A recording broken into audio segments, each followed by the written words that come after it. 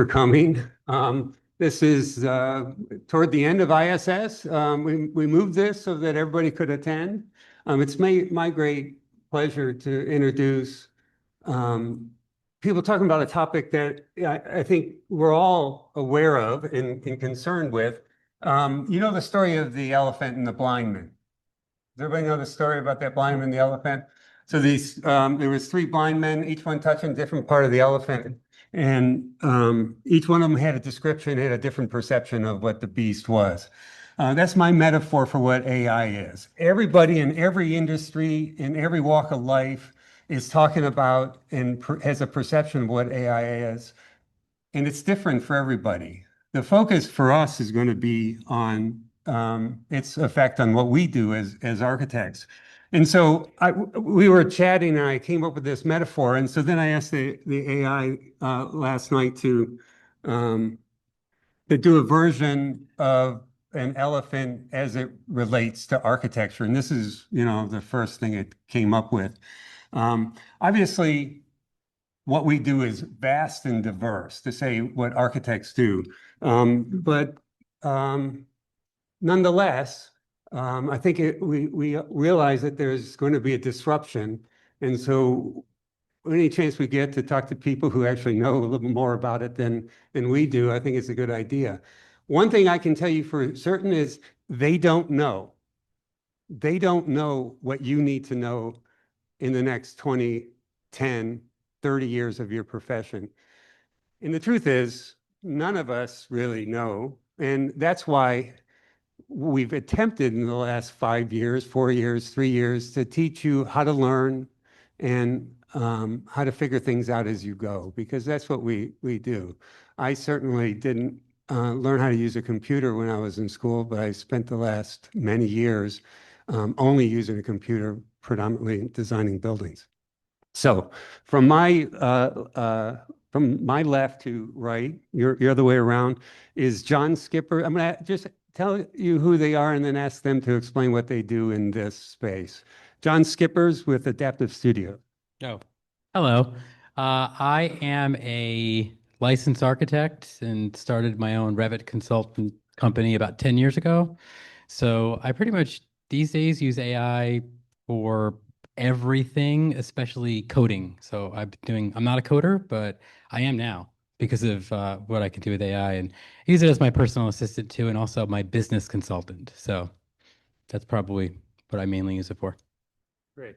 Alyssa Lappin, Associate Director, Guidehouse. Hey, everybody. Nice to see familiar faces. So I lead enterprise data and AI platform implementations for big government clients. Before that, I was the Chief Data and AI Officer for the Bureaus of Overseas Buildings Operations, which does all the embassies and consulates overseas for the U.S.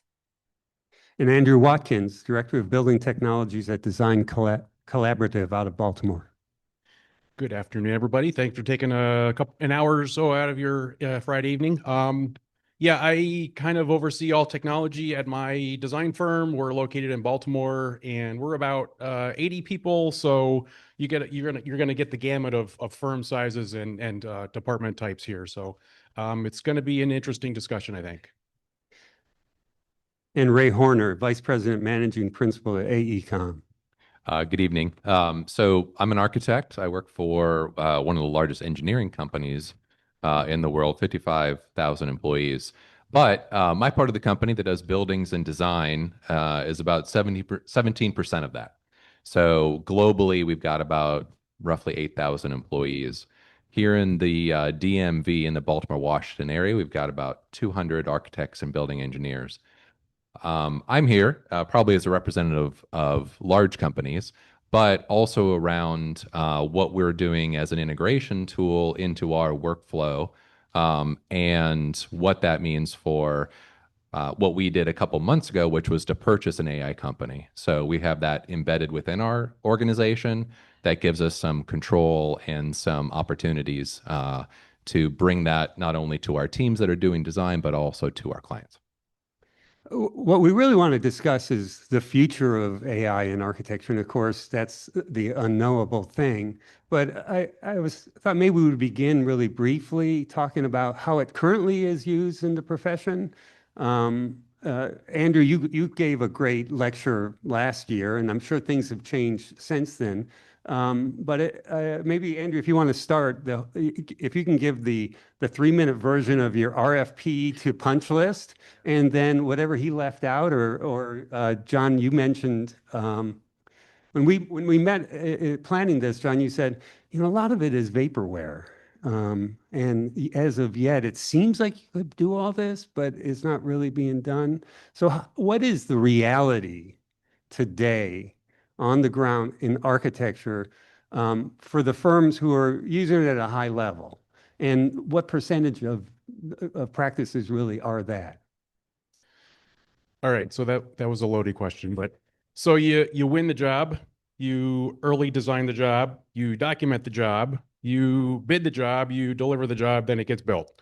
So those are the phases that we deal with as architects. So winning the job, we're using AI quite a bit to suss through all of the RFP documents and amendments you get, and then you do site analysis during the RFP stage to put your proposal together. You do some early design studies. We are using Autodesk Forma for things like that. I don't want to do name drops of a lot of products. We're talking overviews, but that's just as a for instance. And then when we get into early design studies and even documentation isn't really, it's kind of the longest phase, and there's not a ton of AI infusion in that yet. But early design and sustainability analysis, absolutely.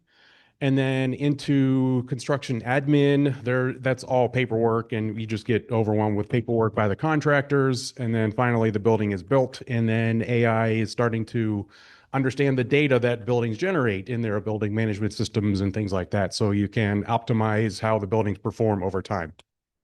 Is it a quick overview of how yeah. Guys, anybody want to add anything? Was design in there? If I have my student ears. We're gonna touch on that for the most part during the session, right? But design that's a nebulous term in architecture, but we use the image generation tools to be like our Pinterest. So it's sort of throw ideas at the wall and, hey, that one's kind of cool, let's explore that more. And then you iterate with either text prompt or voice prompting, or you use trace. So there's a lot of manual processes still kind of infused in these. It's not going away entirely. And what about at the other? Go ahead. I'd add in that AI is so I personally use it quite a bit to help me in what I need to do every day, which was help to guide our teams to grow business and to lead our architects and engineers to get them the tools and the resources to do their jobs better. So there are like audio tools that I use absolutely every day that help me do that. But I think the interesting part about design is that architects spend the majority of their careers drawing and producing documents that are communication tools. And that's it, right? So yes, we do design. Yes, we have inspiration. Yes, we've got collaboration. But at the end of the day, we're producing documentation. We're producing design drawings to convey intent to our clients. We're producing construction drawings to convey intent to contractors. We're issuing specifications and materials and detailed information to the people swinging hammers and installing doors. And all that is about communication. And this is a part of our workflow that is labor intensive and can be helped by various tools. So I think from a design perspective, I think that like inspiration and rapid concept development is important. But I think what's even more important is the kinds of tools we use to communicate design to our clients. Because they're the ones who are paying the bills. They're the ones that are trusting us. They're the ones who are hiring us to do the work. And the better that we can use these tools to help convey ideas, to take a rudimentary sketch and make it more compelling, to make a a two-dimensional into a three-dimensional that you can walk through, that you can visualize, that you can fly over, fly through, and understand. I've had clients that have gone from a now I get it moment after I've shown them these things that you can do more rapidly and do all the time. So I think at the end of the day, if we kind of think about forward of what could and should happen, conveying to people that can't understand design, this is a tool to help you all convey your biggest and best ideas to your clients in order to help them feel what you feel when you're doing design. Okay, so drawing from the world, analyzing the real world, analyzing problems, analyzing it, and then drawing toward the world, both at a conceptual level or a representational level, what we call design, and also the instruction drawings to actually make our dreams come true. So disruption, right? We believe that there is a radical disruption to society at large, and that our industry is not going to be isolated from that. How do you see the disruption that AI will make in architecture? Is it like TurboTax made accountants not obsolete, but certainly reduced a lot? If you were a tax preparer before TurboTax, when TurboTax came out, you just lost half your business. Are architects going to be increasingly irrelevant? Are we going to lose business? Is it going to expand our work? Or what's the disruption we can expect to happen? Yeah, so I'll start. I hold an annual retreat with all of my leaders in the office, and we have this exercise where we come up with we had the topic of AI, and we came up with 50 different ways in which AI could completely disrupt what we're doing, and we chose the top two things. Now, it was hard to get down to those top two, but the top two we chose were one, our clients end up not needing us because they can do design internally, right? The TurboTax model or the H&R Block, right? And the other one is that, unfortunately, you all may use AI too much in your school and you don't learn decision making, which Douglas referred to earlier this time. It's like, we hope that you get the tools in school to do that, but is there a risk that you won't? Yeah, that's a risk.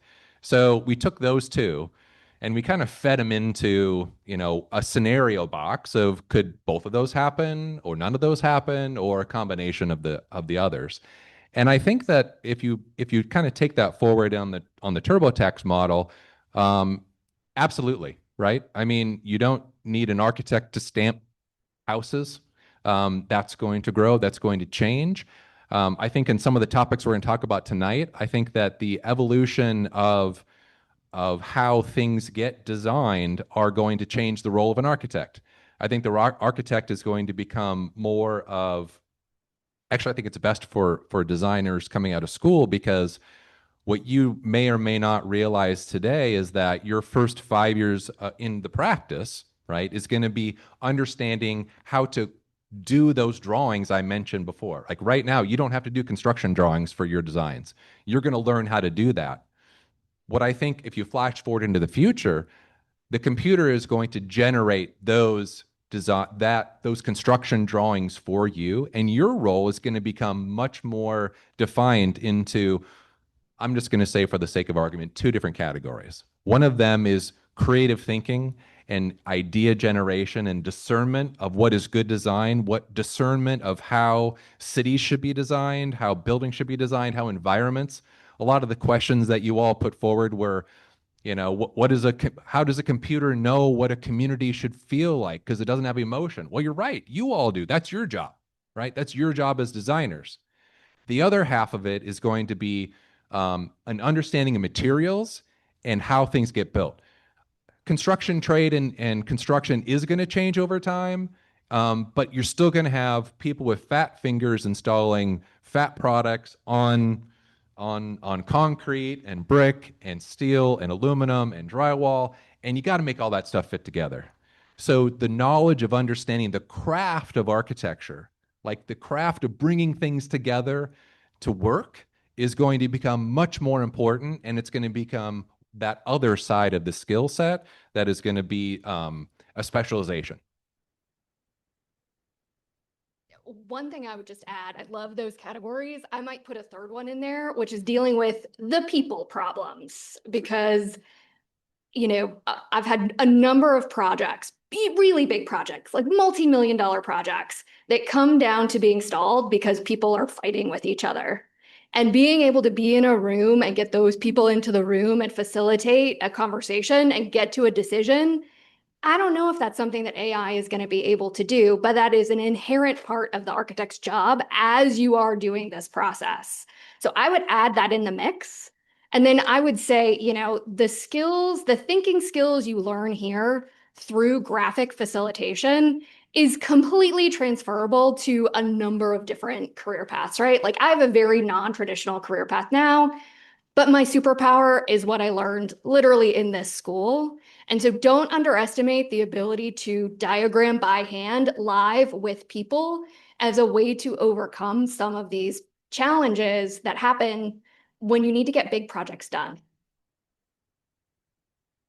To me? Yeah. Oh. Sorry, I just wanted to say something. Oh, no, I will. Yeah. So, one thing, Brian, to your point, about designing for people to build, I mean, I wonder at what point will we be having robots that will be building these things?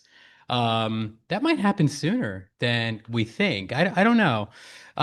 In terms of threats, one thing that I see in terms of how design is going to change, these tools allow us to do a lot more with a lot less time. And my experience with architects is that they love to do more. They just keep doing more. And yes, exactly. And they do it for free. So to me, that might be like it. Gosh, 10 years ago, providing renderings was an ad service and that was an extra thing. Now, 20 renderings to a client for every meeting, that's just because it's become so much easier. So I wonder if that might kind of dilute some of the profession a little bit too, where, architects are just doing more and more and more for the same or for less. And, that's always been my big struggle with architecture. Kind of part of the reason I left architecture, I'm a consultant now because architects are awful business people. Like, I mean, do you guys take business classes here? Is there like a business class? What is it?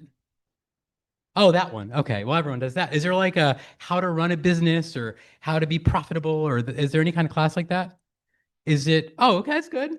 Cool. Yeah. Because other schools don't have that. So, that is, I think, a big struggle that I see with architects is that they're not very good business people. And I wonder if this is just going to exacerbate that problem.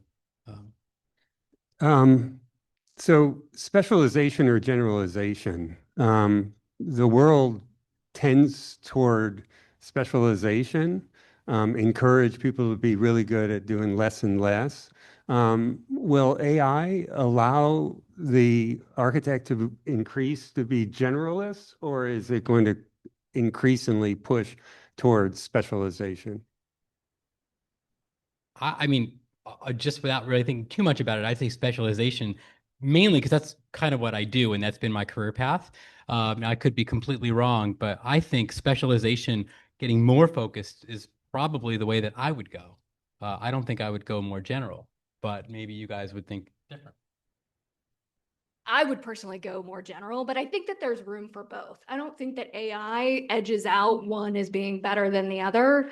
I think it's about who you are and what the skill set you have is and what you want to bring to a team, right? Because no matter how much AI lets you do, you still have to be able to work as a team in order to get something done.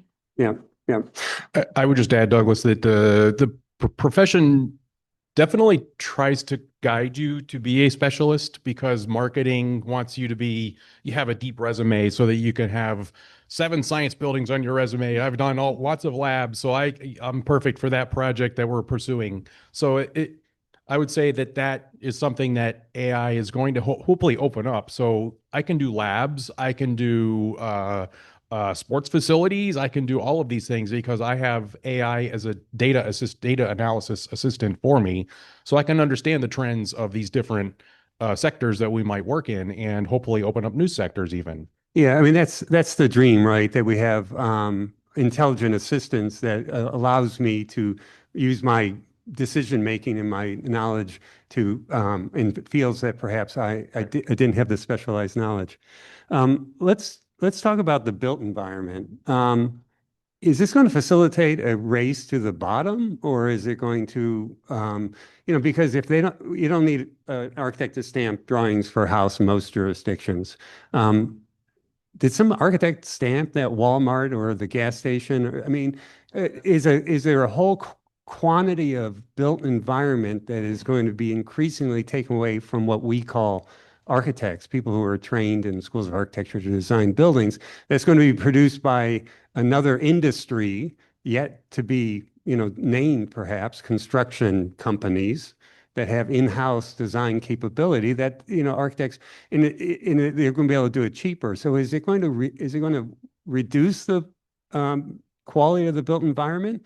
Is it the other way around? Is it going to increase the quality of the built environment? Because now we have ability to analyze and actually design better buildings. And so our cities will be better because of our enhanced capability. What do you all think? I'll start. I mean, it's a great question. It's like, what's the value of architecture and architects in the future? No one can predict it. I mean, you're right, Douglas. We're not going to be able to tell you what the profession's going to be like in 10 years. But I got to tell you that the profession is a whole lot different today than it was when I graduated, and there's still architects. So I don't think it's a question of I don't think that the risk isn't not knowing.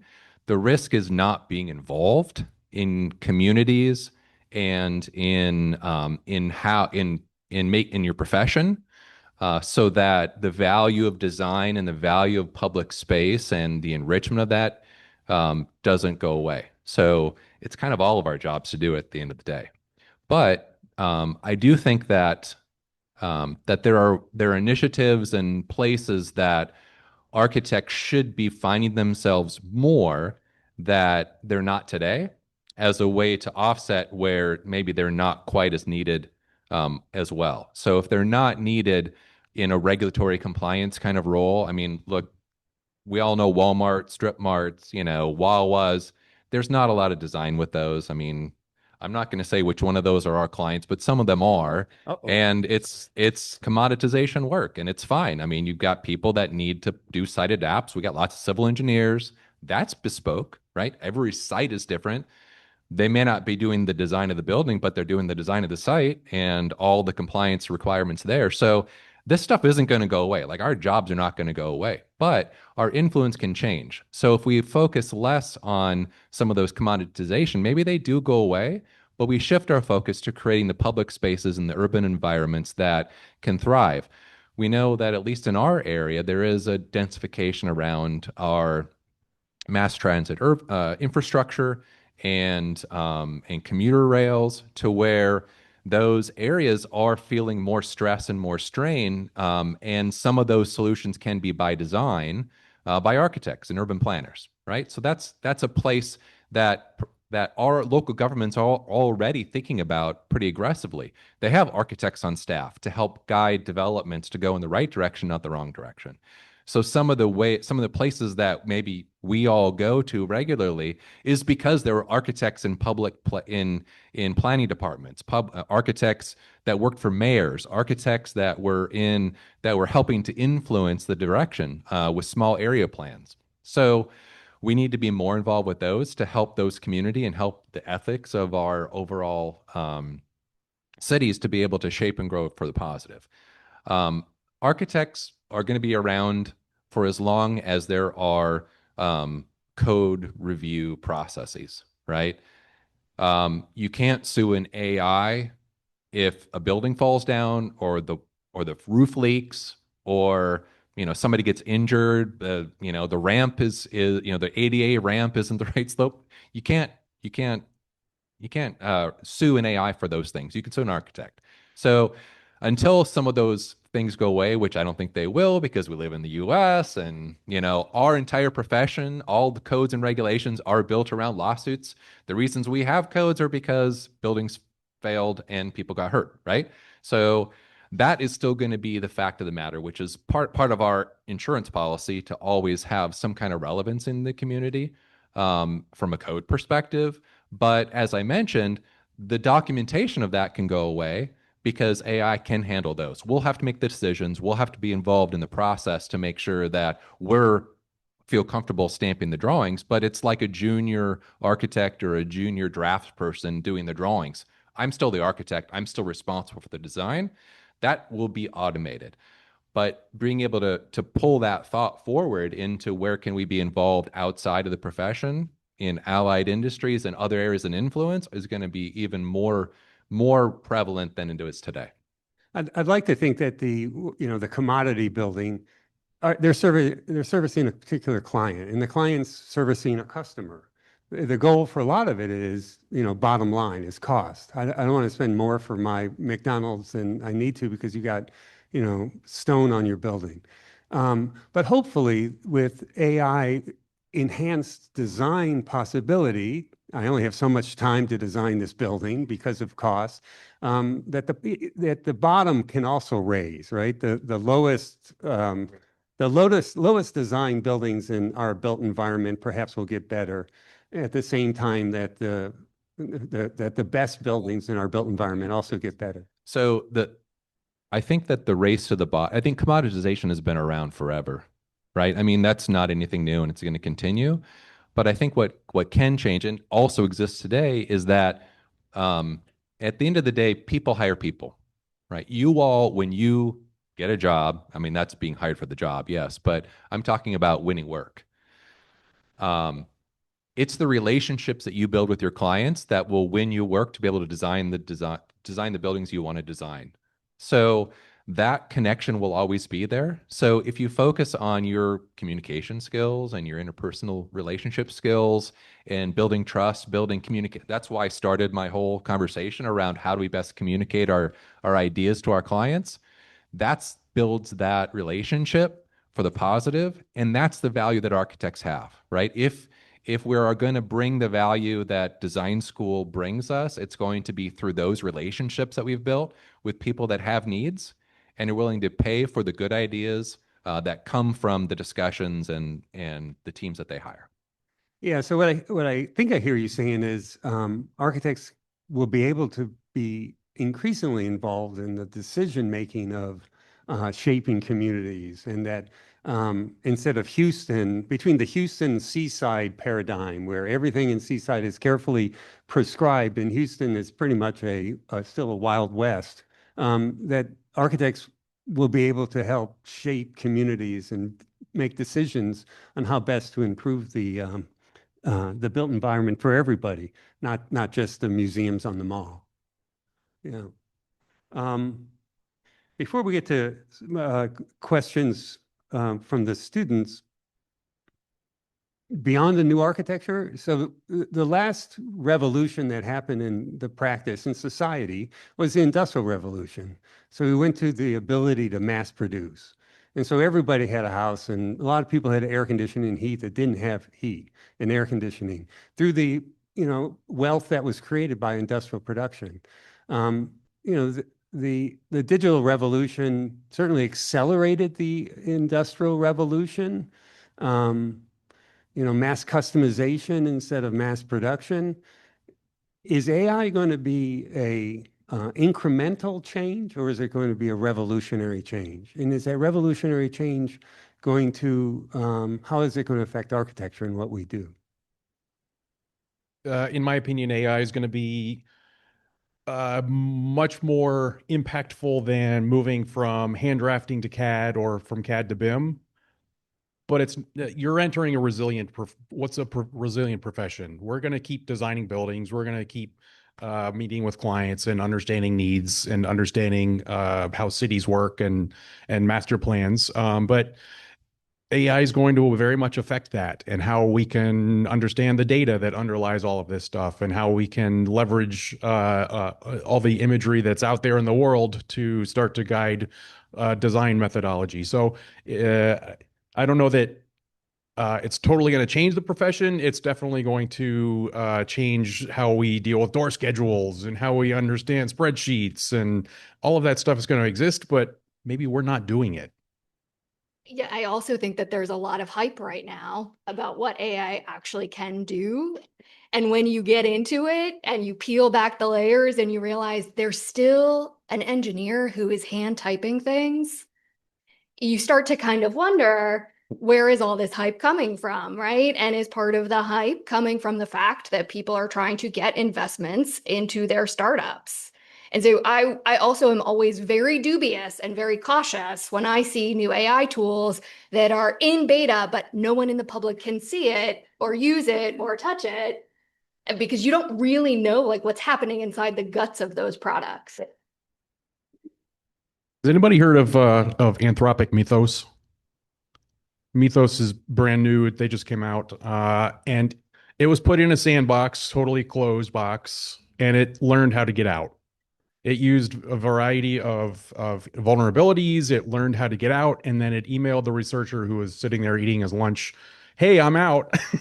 So these AIs are now learning and teaching themselves, and they're gaining what we would think of as true intelligence. So I'm keeping that in the back of my mind while I'm thinking of the thing that's going to help me do door schedules also. So it's going to be an interesting world when you come out.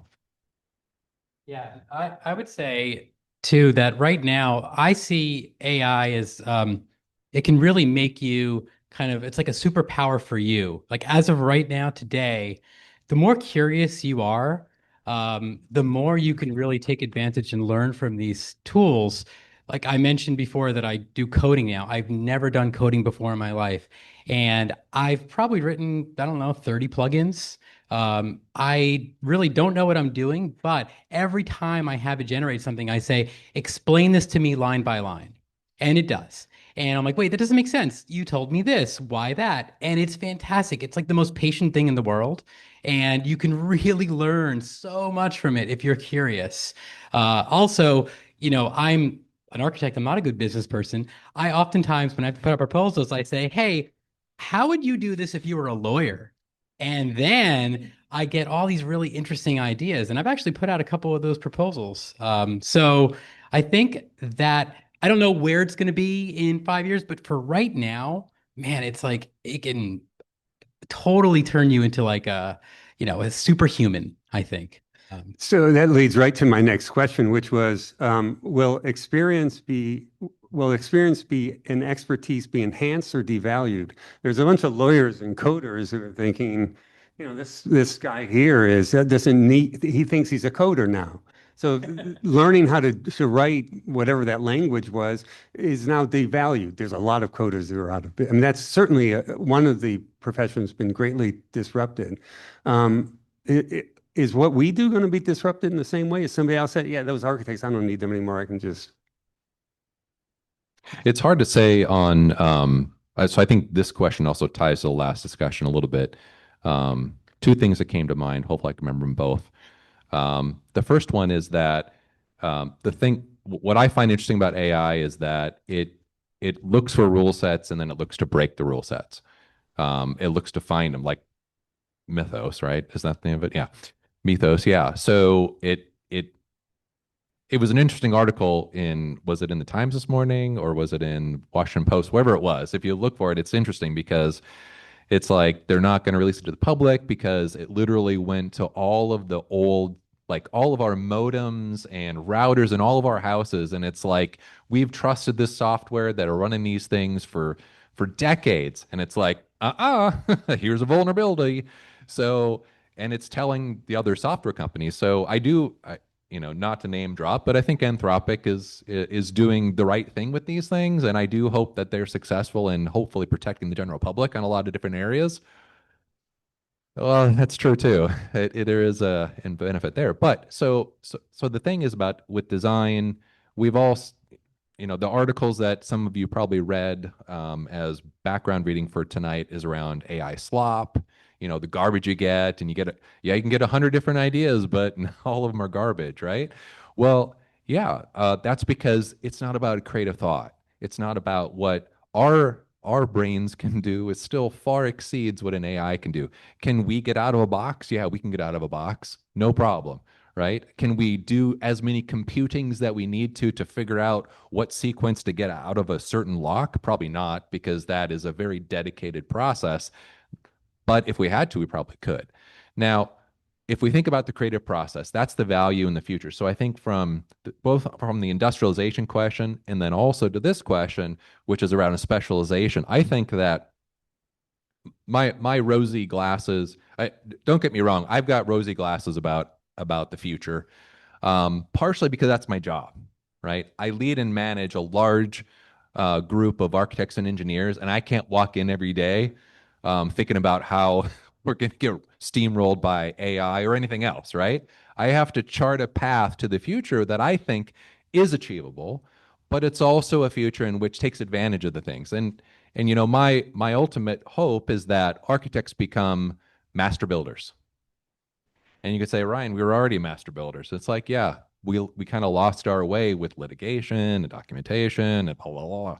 But I remember coming out of school years ago, and I thought to myself, if I could sit in an environment and all I did all day was just in a virtual environment and pull materials and pull like brick walls and relief and window fenestration and massing and sit inside of a context. And I literally shaped like a sculptor. I shaped a building with materiality and scale and structure, and something else made it construct. I was like, that would be so fantastic, right? I wouldn't have to learn all those things, right? Well, I think that from a master builder standpoint, if you roll the clock backwards a millennia, right? It's about an architect not only being able to work with the people that are building the things, building what we do, but also dreaming up and have generations of architects all working on the same cathedral, the same, structure, to where you're passing on the information and you're literally building it as you're designing it. I think it's going to be very, very fast. I think we are going to get to that point, and and we're going to be able to build things in a much more rapid pace. That's the industrialization part, because buildings will be fabricated more quickly. Materials they will be built by robots in some part of the process, whether it's on site or in a factory. Absolutely. Right. So how we best do that from a professional standpoint and engagement is going to be around that master builder. Yeah, buildings are still made out of materials, and knowing the nature of those materials and how to compose them, it all comes from material. The effects of architecture on this generation of AI in this generation, what do you guys think are skills that are important to develop to future-proof? I would say, please diagram. Do it with your hands. Don't ask AI to help you diagram, because it's really how you learn to think. And if you can do those types of things in person with other people, it does become a superpower, right? And if you gain those skills here, that's huge. Also, learning how to take feedback is really important. And that's going to serve you well no matter where you go. And even asking, I loved your idea, asking AI for feedback even before you ask your crit. Being able to have that feedback loop and be able to really take action on it is a skill that's going to serve you well no matter where you go. That's an interesting one, because I find students of all ilks in the last 5-10 years just not able to take criticism well. No matter how nice you are about it, how gentle you are, students don't take criticism very well. And I'm like, we're in crits in school, we didn't hammered for designs. Not even students. Like, I have to tell other people who are not architects that I work with, like, what architectural education is like, to almost pre-apologize for the amount of criticisms I'm going to give them, because they're just not used to it. They're like, why is she giving me critiques every day? Like, this is normal for us. We've learned how to do it. It's not personal. I think your thing is great, but I think it could actually be better. And so I think that skill set, just broad base, could be just like huge secret weapon for you as you go into the profession. Yeah, I mean, you've mentioned a couple of times the ability to work with people and to collaborate, that it's always going to be a collaborative undertaking, and how you work together. And how you learn to interface with, to get the most out of your digital assistant as well. Andrew, I assume you were talking about young architects in your office. My office, I've heard, I've heard tell of it happening a lot in the profession these days, not just mine, but yeah, critical thought is just so important for the profession, that, you can push back on the tools. If you're getting bad feedback from Nano Banana or what, push back on it. You can say, you can use the phrase frenemy to get friendly but very blunt responses back from some of these tools. So you're not just getting the pat on the back. Yes, that's a great idea every time. Yeah, the AI tends to want to reinforce. Exactly. Great idea. Yeah. I would say two more things.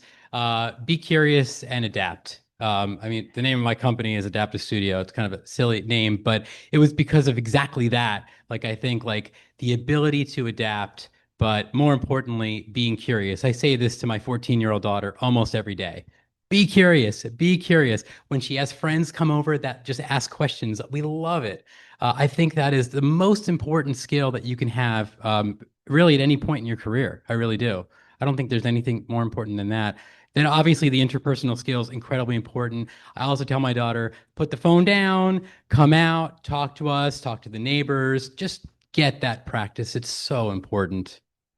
Well, I'm not going to one up you. I will say the second most important skill is communication. Like imagine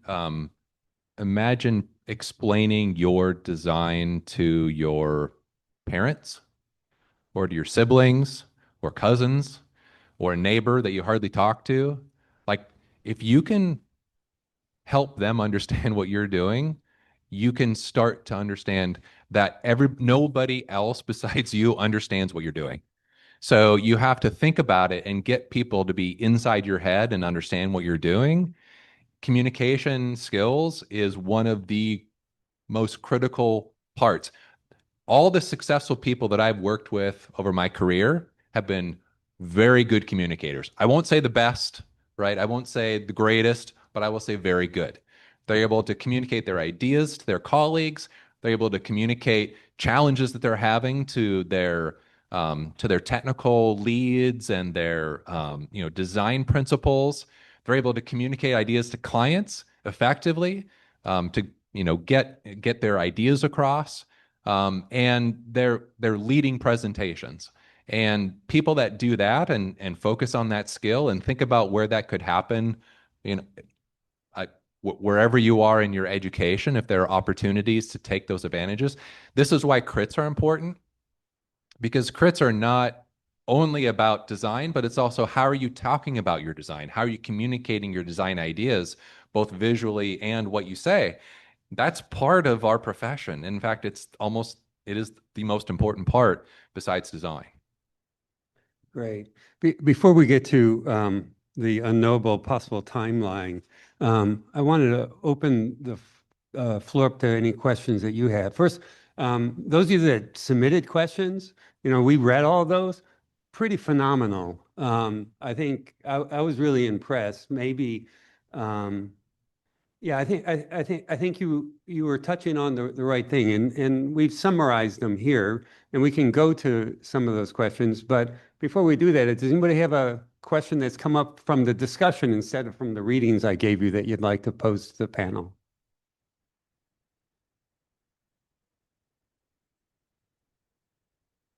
There's a hand. It's always hard being first.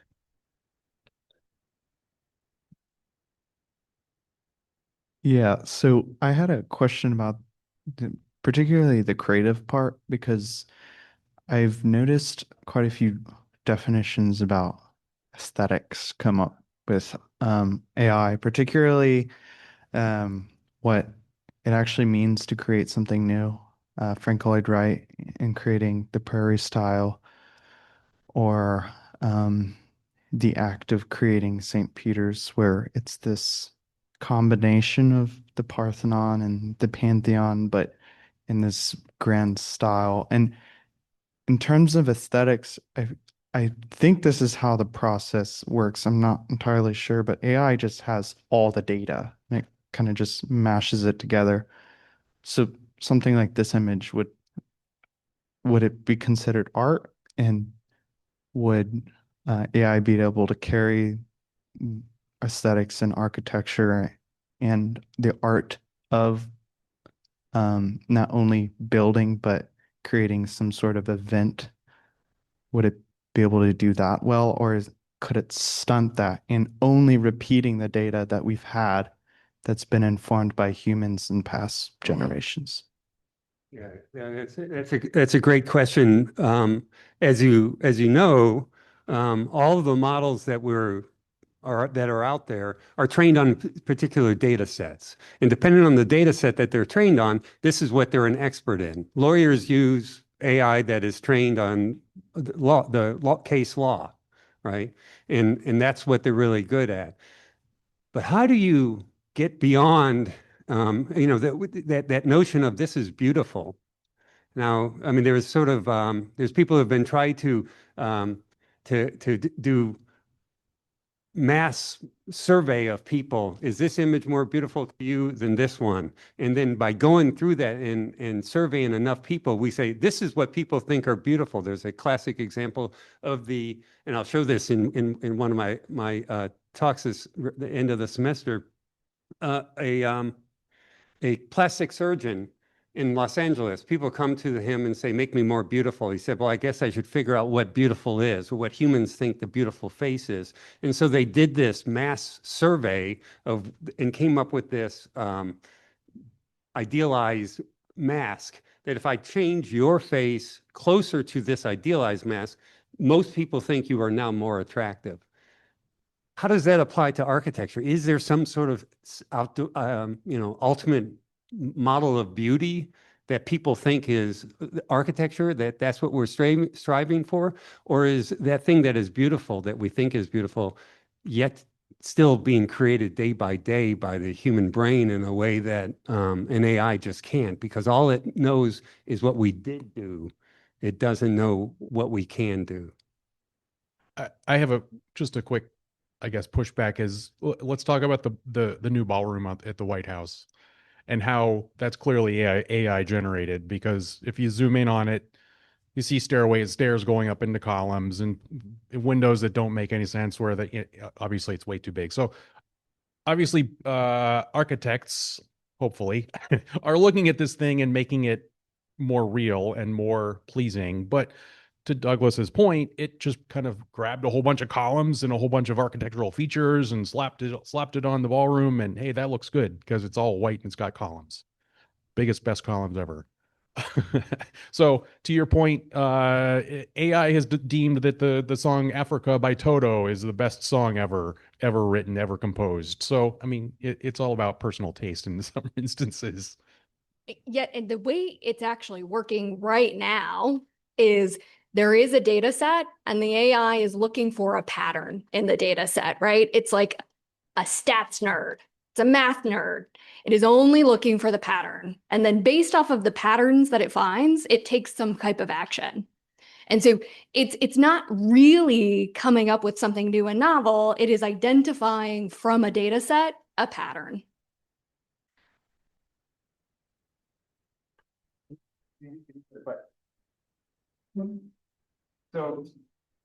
And Douglas, can we talk about one other topic in relation to this?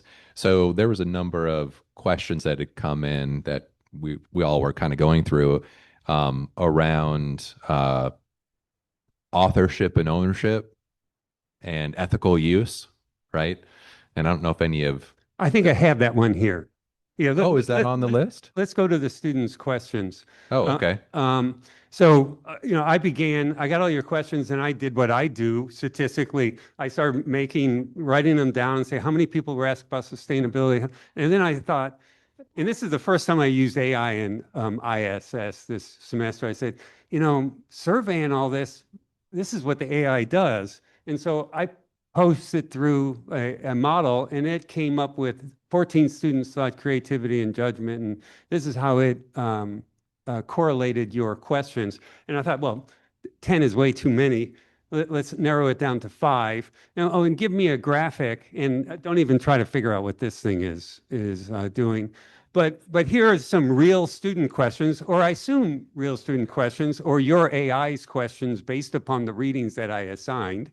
And this is the one about, this is the topic, I move my creativity and judgment. And this is the question, the topic that had the most questions associated with it.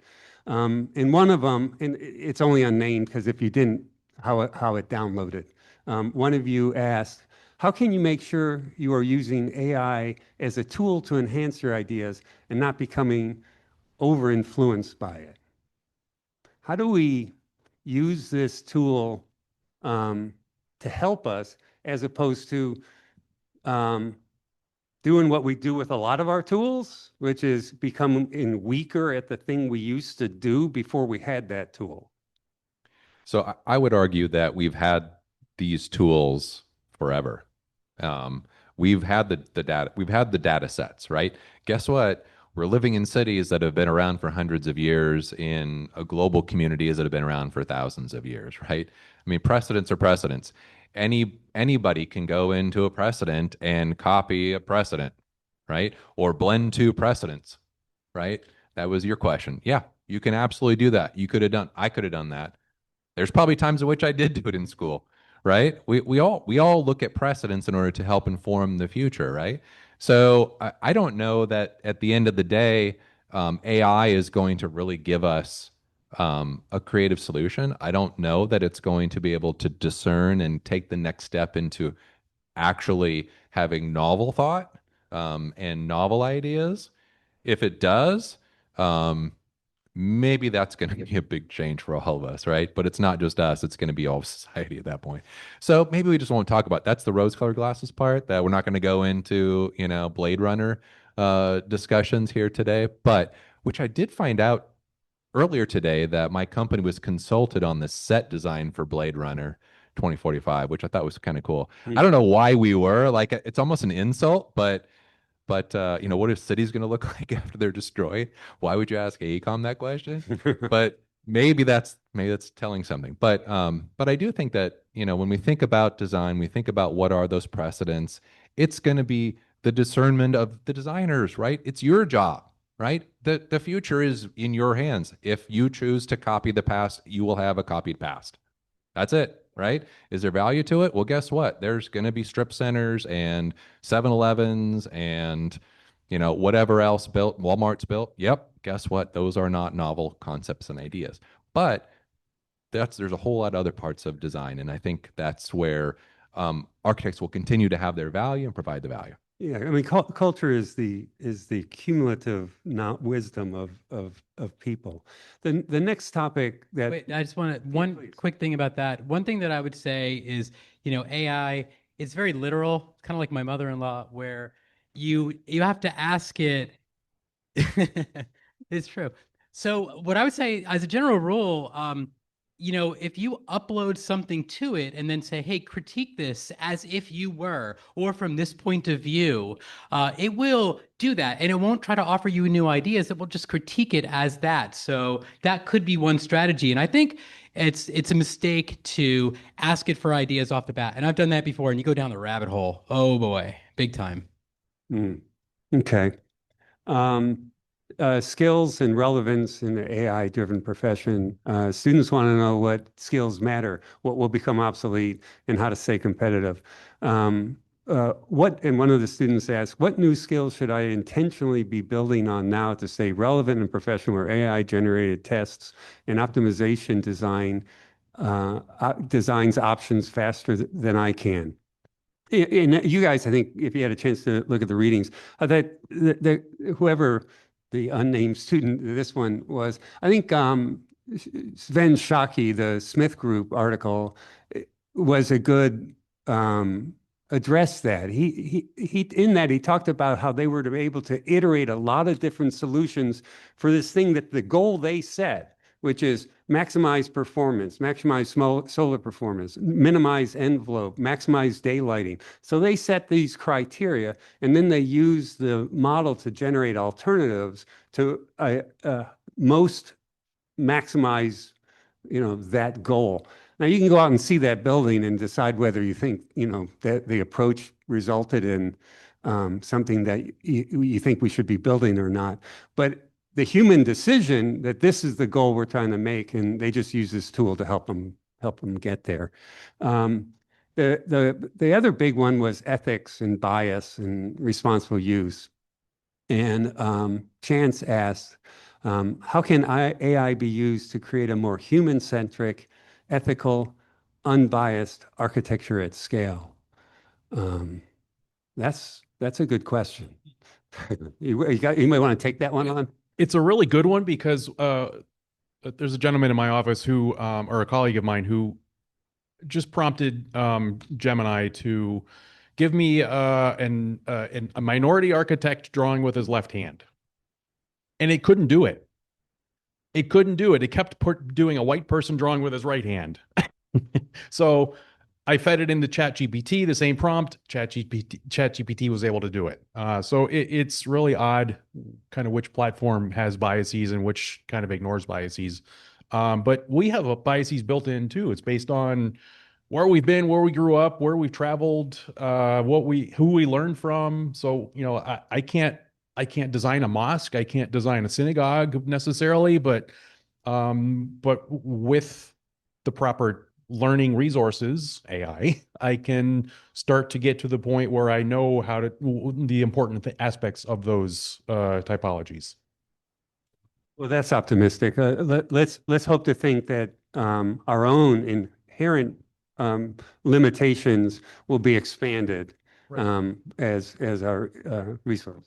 I also think that you all make choices every day by what you choose to spend your money on, right? And so if there are particular models or particular companies that have better ethical practices, if you choose to use them, if you invest in them, then those are the ones that are going to thrive. If you use the other ones, right, then you're making that choice to kind of continue to allow that thing to be in the world. So I always think about what is the company, what are their practices, what are the ways that they themselves are controlling both the underlying information, but also the behaviors that they allow their models to do. Which begs the question, should we even be supporting AI? I mean, all the negative things that we are aware of. I mean, just the carbon footprint. Will its intelligence be able to offset its carbon footprint? Come close. Should we throw a wrench in the gears of the work? Should we turn it off? If you could, would you turn it off? Oh, you all are. I need it for meetings. Yeah. No, but I think because there are models that use a ton less compute. Yeah. And so focusing on having those be part of your workflow is an active choice that you can make. Mm. Yeah, we need Can I ask, I'm going to ask Ryan a question. The AI your company purchased, is that still hosted in a data center and still using water cooling? And are you aware of that carbon footprint? I don't know. Not to put you on the spot. Yeah, no. I don't know who hosts that for us. I don't know who hosts that, but we all have. Look, I mean, at the end of the day, we all have cloud service somewhere in our lives. When it comes to how we best use it and where I'm a firm believer in, like, personally, there are many luxuries that I've given up because I don't agree with the company's philosophies. And some of them are mega companies, and whether or not my dollars make a dent in their bottom line, that's debatable. But I do think that when it comes to how we're best positioning ourselves from a philosophical point of view, right? I think that there is an importance in how do we best have our computing, the things that are going to drive the future, be sustainable, right? There are ways to there are closed loop systems that, use less water, but maybe a little more energy, or maybe less energy. There's water cooled systems, and it's a lot about the technology from the chip to the plant, right? And chip technology, working cooler and more efficiently, is just as important as the buildings that we design to wrap these things and how much energy it uses to us on our phones punching in, whichever AI model we decide to use. So we can't control all those different pieces to it, but we do have an opportunity ourselves to try to streamline. We do actually, from this is probably not quite related, but close. But my company has been for, I don't know how many years, 15 years, voted as one of the most ethical companies in the AE industry, which is pretty remarkable for that many years. And we go through lots of trainings and lots of things to get there. But I think it is around kind of a foundational approach of how do you best engage yourself in a professional marketplace to make those decisions. Any other questions? I thought this was interesting. One little anecdote about Claude that programmers are doing to save tokens and to limit usage. They're having it talk to them as a caveman. Yes. Isn't that cool? So instead of it like saying, that's a great idea, why don't you do this? It says, me like that, and so it just limits what it says. And I guess that does save energy too, in addition to saving the tokens that it costs them. It's like the two spaces after the period. If every book in the world had one space after the period, we'd save something. I don't know if this is a good place, but Paul asked the question, will architects wanting to remain competitive be forced to utilize AI-based designs? Now that AECOM has their own AI, does RTKL, does Smith Group, does SOM, does Gensler have to go down this road as well? That they already are. I mean, we had a head start. We had an 18-month head start on everybody, but everybody is partnering. I mean, look, there's a scalability issue to it, right? I mean, if you're a small practice, you're not going to buy an AI company. That doesn't make any sense, right? But the kinds of work that AECOM is doing is very different than what a small design firm might be doing. So I think that it relates to the work, it relates to the business, relates to clients, relates to markets and industries, that there will be, a greater tie to it. Some of our clients are coming to us wanting us to solve their issues, their problems with AI, like not even design work, but we've got programmers. We have 400 PhD programmers that are working to provide these solutions for us internally. And we have clients coming to us saying, hey, like the GSA, like AOC, like other federal agencies and others that are looking to us to say, how can we help them with their workflows? Yeah, interesting. A couple of things come to mind. I remember, John, many years ago, you said to me, in the future, you're either going to be telling the computer what to do or the computer is going to be telling you what to do. Somehow, that keeps echoing in my brain. I have to believe that I believe in the students. I believe in this generation of architects. I believe that you'll be morally driven and you'll make good decisions and you'll use these tools to the degree that they're useful to make the world a better place. Because that's what architects have always done. We've always used the tools that we had to make the world better, one building at a time. And we have no idea, what this profession, what the impact will be like in 5 years, in 10 years. But I know that we'll make the world better one building at a time. Holistically, I sensed a lot of trepidation in the questions I read and some of the comments, and I don't know that I can assuage some of the concerns, but I just want everybody to know that architects and designers, we want to do the right thing for the planet, for the people that are going to be occupying our buildings or our spaces. So we're not going to just trust blindly Claude to spit out a building design for us that's fully documented. There always has to be a human in the loop making the decisions along with the data crunching AI assistants.